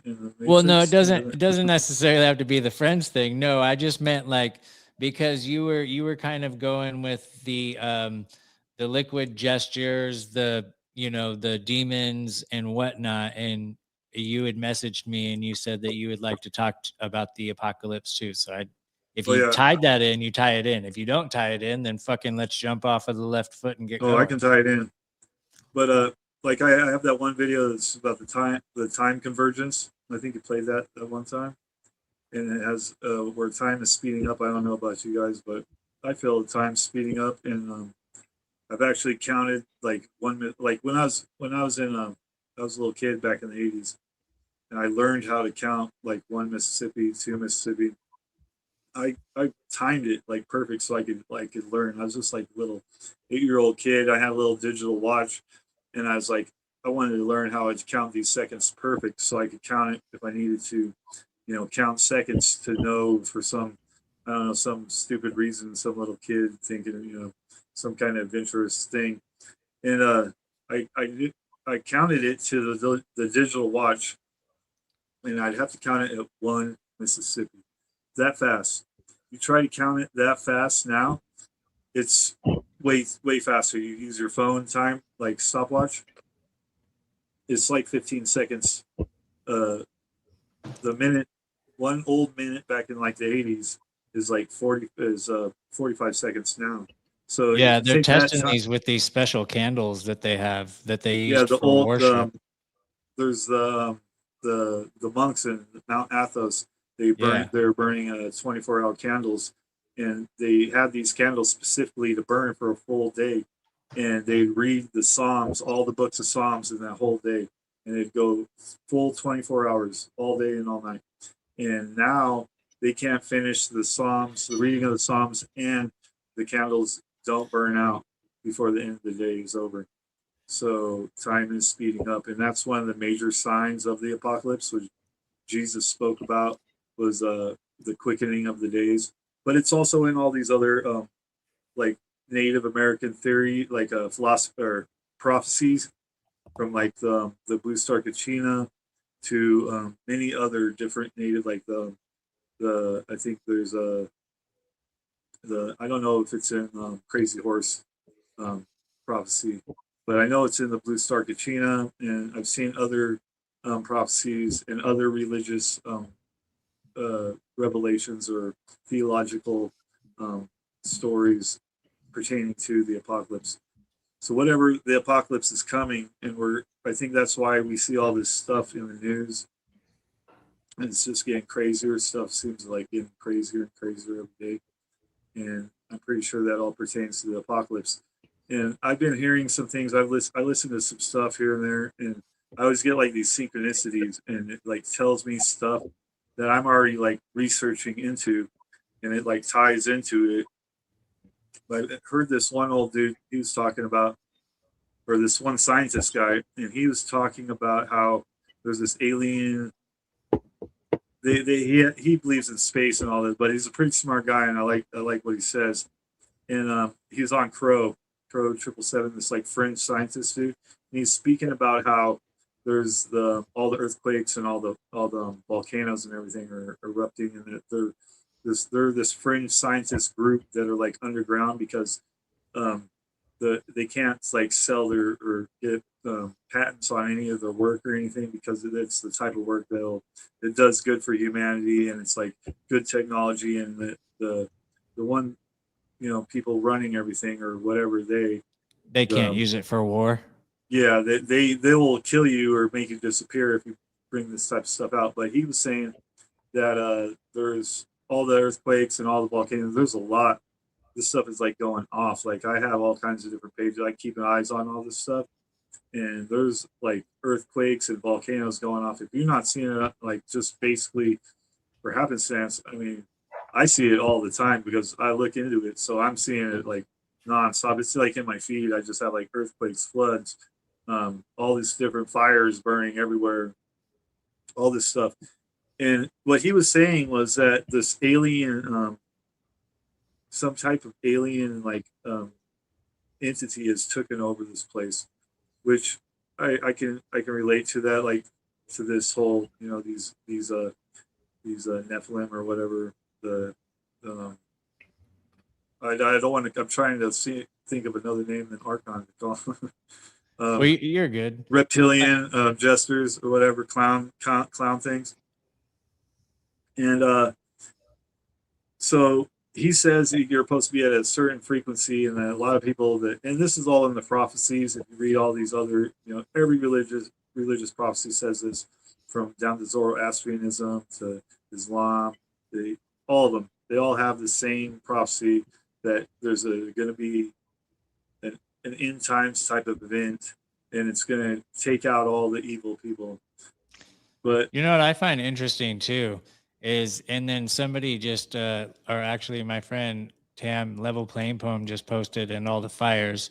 My hometown is actually on fire right now. We just, one of the guests that we had on recently, her freaking, she's from the same place and she still lives there, and a bunch of people are having to evacuate right now. But also, bro, is like, now, I know, Tom, you weren't very receptive to this last week, but they're manufacturing the drying up of a lot of places, and it seems like everywhere they're putting in these major freaking sources, these energy sources. I have crazy theories on why they're doing what they're doing and everything, and with kind of what you're saying, and if we're going to go off of biblical texts and stuff, it talks about like the Titans rising and shit like that. And do you think that they're trying to build up some sort of an energy source to make these things rise once again? And they're all in strategic places, right? And if we go and look at like the strategic places that all these power places are being placed, that are sucking up all of our water resources, and then man, I couldn't help but think about like when I was driving out to Vegas and I was just in Death Valley, just in the desert, and there's absolutely fucking nothing but just weird shaped mountains. And I'm like, dude, what kind of fucking war took place here before humans inhabited? Like, that's what it looks like to me, is like giants Valley of fucking Fire? giants had it out. No, not the LA fire. It's No, I don't know what. Valley of Fire. It's by Lake Mead, Oh, down by Vegas. oh yeah. So there's another fire here. No, He it's says called the Valley of Fire. Valley of It's Fire. these mountains. Oh, It's the a mountains straight and melted shit. city. Yeah, exactly, bro. Like some crazy shit went down there, like some fucking destruction shit, and some giants were involved. And like, I don't know, I was letting my imagination run wild when I was driving through there, just imagining what was going on. And it's fucking awesome. But anyways, Tom has like a theory, and it's damn near pretty damn accurate. And if we want to go with the Bible and all these different ancient teachings and readings are talking about the apocalypse and the end of the world, but yet we have all of these um, relics and remnants, things left over, so that we know about Tartaria, and we know that there are resets, and we know that we're probably due for another reset. So, like, what's to say that this isn't just another fucking cataclysmic thing that man brings upon us because we're due for another reset? I don't know. My take. Playing devil's advocate because I like to spark up convo. I do think they're trying to start the apocalypse because they had the whole thing with Trump and all those the military clergymen or whatever in the military, or however the preachers of the military. I don't know what they're called, but yeah, clergy. I think that's what they're called. But they told all their servicemen and all the different units that Trump was, when this whole Iran thing started, that Trump was brought by or sent by God to bring the second coming of Jesus and all this for the apocalypse. And I have a theory that they're trying to bring the four horsemen of apocalypse by using these like different egregores of like COVID. I think was I know we're on YouTube. I shouldn't have said that, but I call it CV-19. When CV-19 ran, I call that pestilence. That was the pestilence. And I have this theory since the beginning. Now I'm pretty sure they're going to start a big giant war, and this will be the war horse. And then after that, because all the different like warehouses and all this different food and all the water and everything, that could be famine after that. And then after that, they'll just be a big massive cleansing of people, because they don't need people anymore really, because they got the AI, and they're gonna be rolling out a whole bunch of AI stuff, right? Like they're doing it already. Like China already has driverless trucks running, and but yeah, they're gonna bring the four horsemen. San Francisco has driverless Ubers. They're doing mini apocalypses on us though. We've already been through mini apocalypses, so to speak. Like COVID was a mini apocalypse, right? So it's like, whatever they're doing, it's either programmed in like as part of the game, like no one can do anything about this. You have these like apocalypses that happen, every so many years or whatever, and it's programmed in, or they're scripting and leading this whole thing and creating the whole thing themselves. Yeah, I think they're scripting it because that's what they do with all the gematria and all that. They like code it, because my theory is like there's already a divine code from Creator, and there's built in, and that's how they run spells. Is that they use their gematria in their different like coding and like astrology and different stuff, and they tie it all into like that's their coding, and they add that coding into the layer of the coding of the Creator, which is like the fabric of reality, and that's how they bring power to their spells, which it like brings energy into it. Tom, I was waiting for you to. No, Yeah. No, we heard you perfectly. I want to hear what Sierra has to say.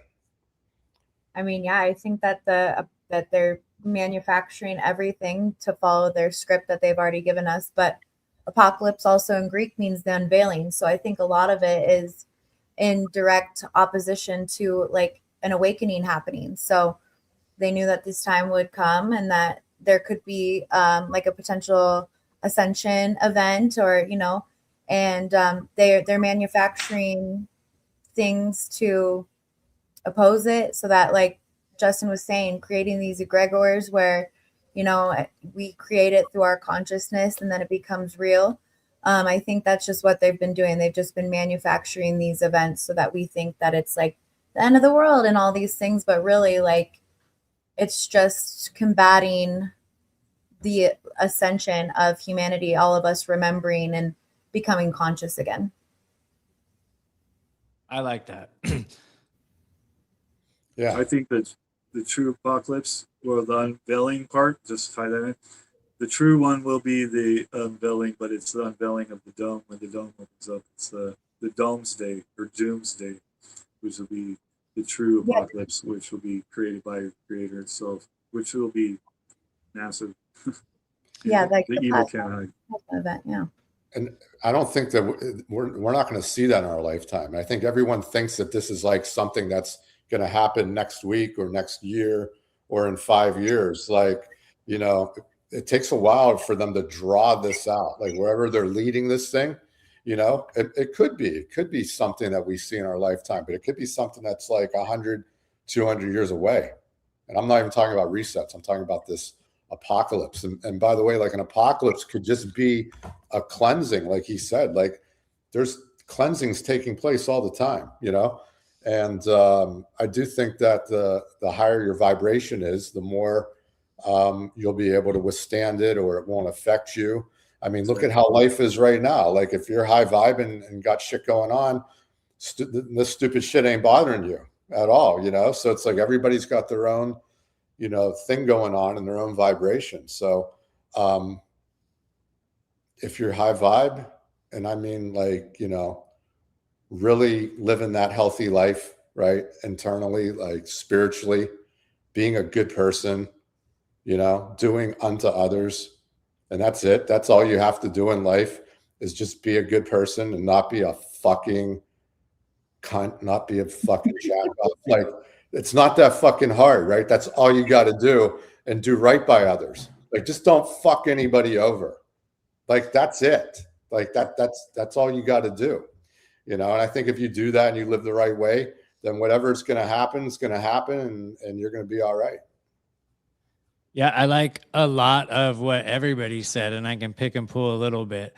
One thing, Justin, I'm getting from people, and I like to give them pushback on, is when we're talking about all these things that are clearly talked about in the Bible and they're unfolding, and people will say, well, they're fucking manufacturing this shit so that they can force the end times, and God knows the difference between people manufacturing shit and what's going to be real. And I'm like, well, open up the Bible and show me where it says anything about it being manufactured or real.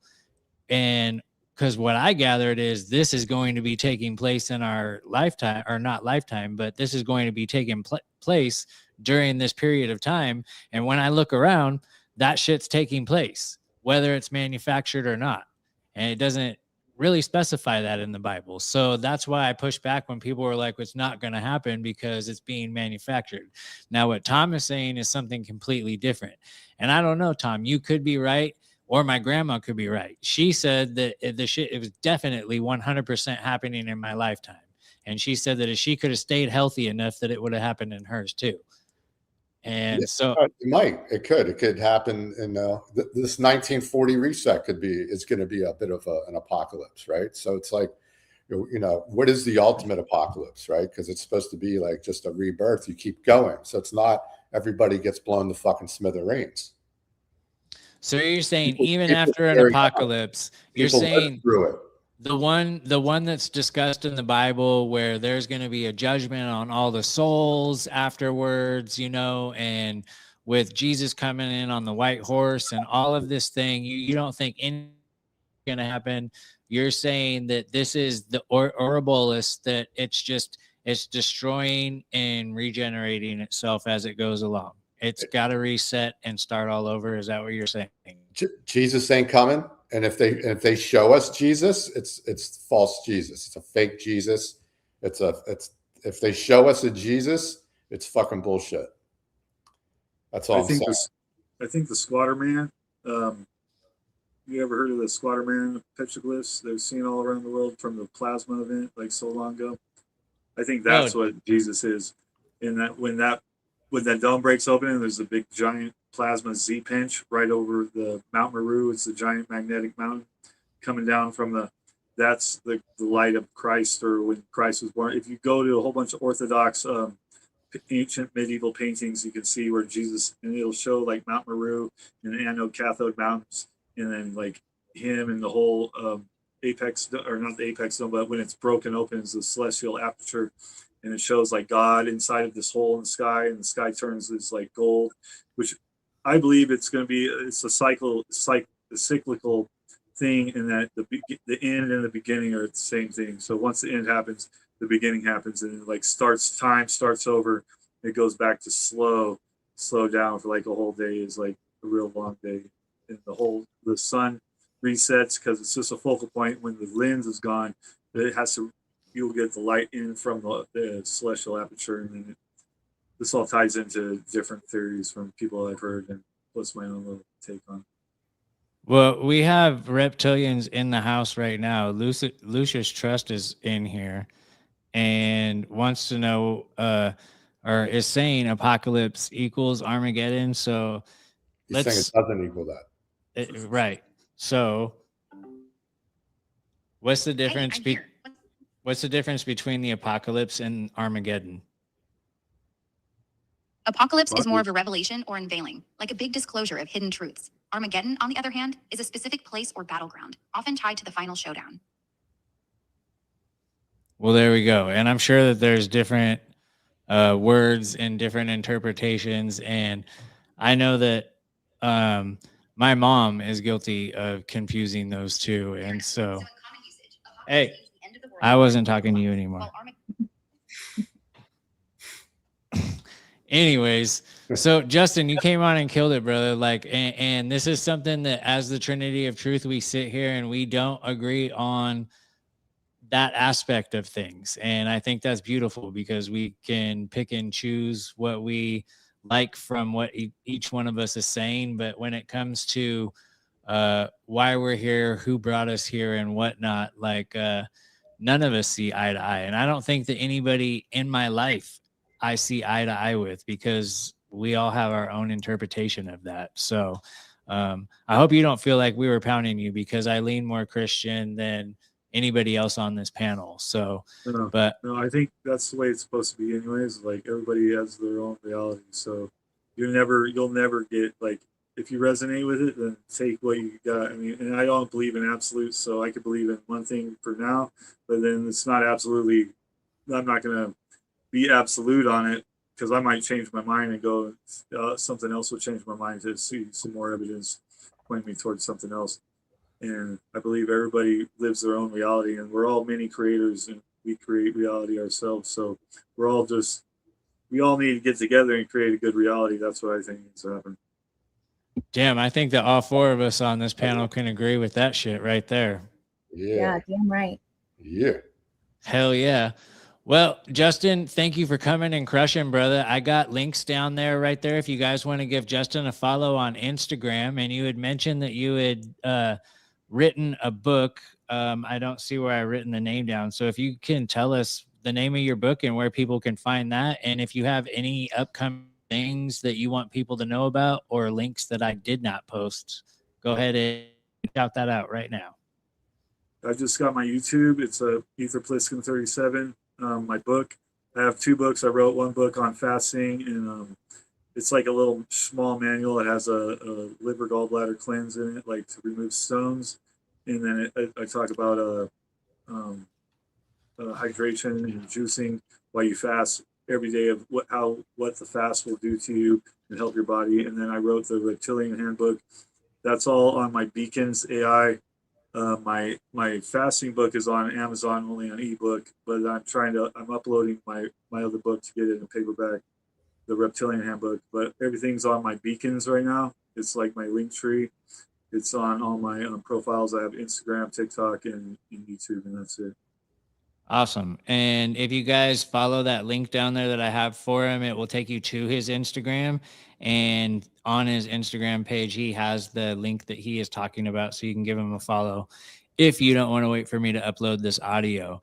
Sierra, we've been missing you on social media, but it is so great to see you on the show with us every Wednesday. And I'm looking forward to seeing you here, even if we don't get to see you on social media. But if there's anything that you want to talk about, the floor is yours. Yeah, I'm just taking a little social media break. I just feel like I really needed to kind of detach from it a little bit and just focus on creating a better world. And I feel like I can help others do the same if I give myself some time to focus on it and really, make moves in my own life. Rather than be distracted all the time. So I'm just trying to step away from my phone a little bit. I've just deactivated my Instagram the other day just to really detach, but I will be back. So always so much fun doing these shows. I really look forward to them, and I missed you guys. And thank you guys so much all in the chat. You guys killed it. Dustin, it was just so awesome to meet you and talk with you, like really interesting stuff that you're talking about. So super fun show. I really had a good time, guys. Thanks. Yeah, hell yeah. The chat definitely showed up and showed out tonight. Thank you guys so much. And Noel said social media fasting is essential to good mental health. So there you go. And I couldn't agree more, man. I go dark sometimes too. Tom, how in the fuck are you, brother? Good, man. Good. Like Sierra said, I've noticed like having this phone in my hands way too much, like holding this phone. I'm holding this phone way too much, and like my hand is starting to hurt. Yeah. Like, what the fuck is that? Like, fucked That's up. not good, bro. You're getting cramps from phoning. Yeah, like my left hand, like if I hold it like this, like I think this finger's like fucked up over here because I used to like. I'm serious. It'll like. I think this thing is like morphing. It's becoming a part of us, like more than. Well, dude, they have meetings for porn addiction now. So I don't watch porn. There's help. No, I'm just fucking with you. Yeah. No, I used to watch it all the time. That's a huge. We should do an episode on that and what a humiliation ritual that is for everyone involved in it. So it is if you think about it, right? So yeah, but every man needs to go through that where they have to like get past that or conquer that. It's a problem. Pretty much every man has. So that's an important. Women too. They have that too.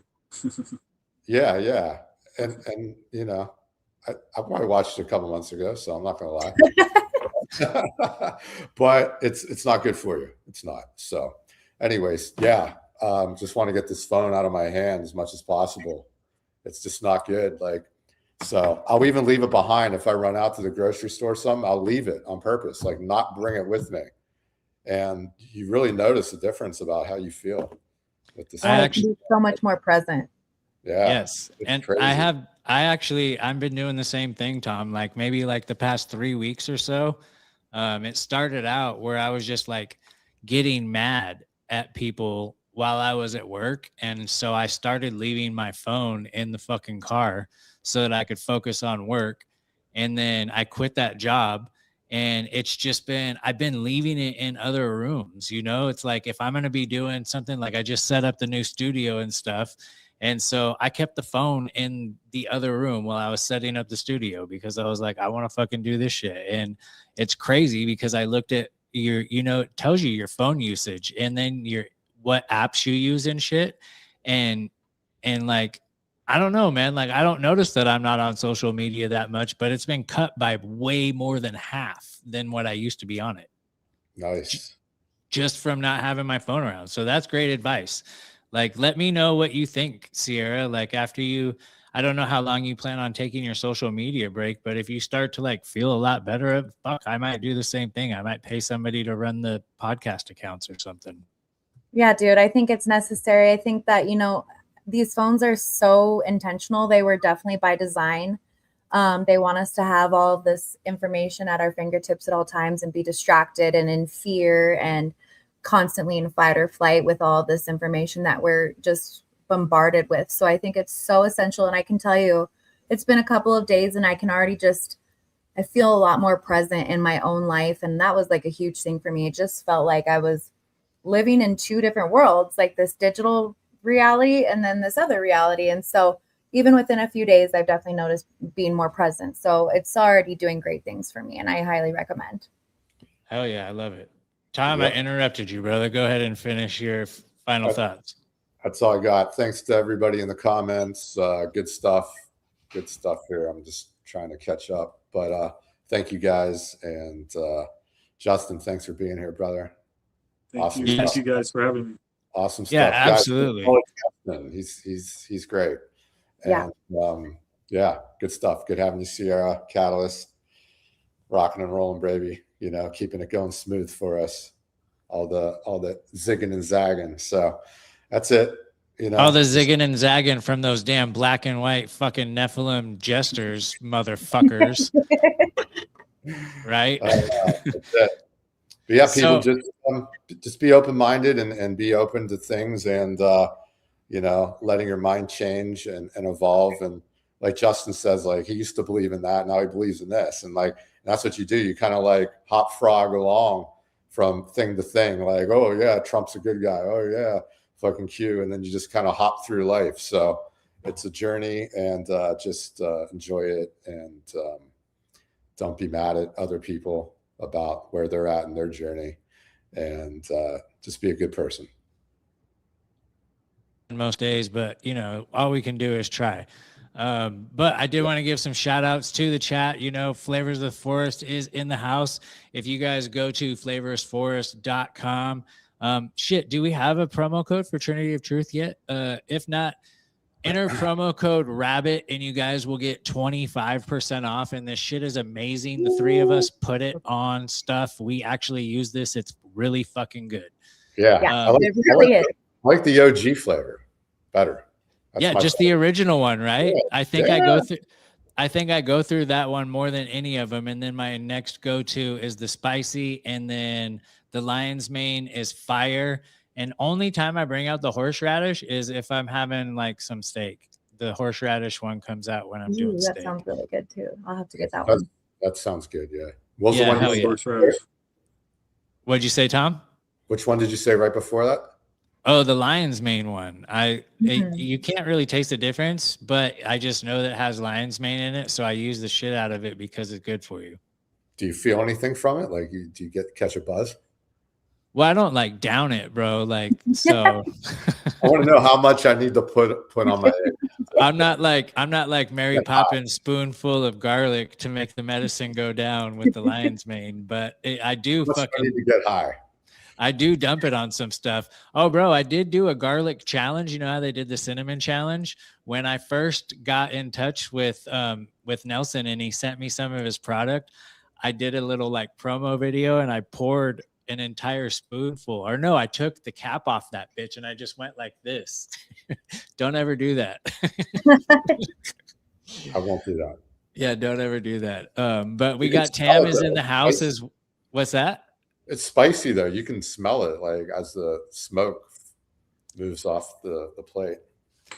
You can definitely smell it, dude. And if you don't have a place where you can get good pizza, this shit makes any pizza fucking good pizza. It does. You can have like those Stouffer's like French bread pizzas from the frozen section in your grocery store. If you put this garlic on it, it's going to taste like it came from Round Table. I'm not even joking.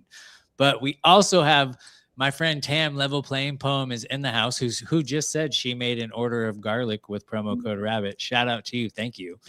And she has amazing books out. Not to mention, you can go to charismictruthstore.com, and all of the links to her books, I believe, are on charismictruthstore.com. And if you like anything that you see at charismictruthstore.com, you can put in KJones10 for the promo code, and you'll get 10% off anything in that store. And charismic means speaker of truth. So you can only imagine the cool shit that they have at their store. So with that being said, guys, I am in Vegas. I'm here. I made the fucking leap.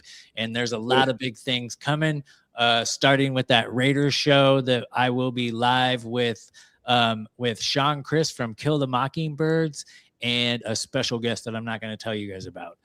So that is coming this Friday. We're going to be dual streaming that, I believe, on Kill the Mockingbirds and on the White Rabbit podcast channel on YouTube.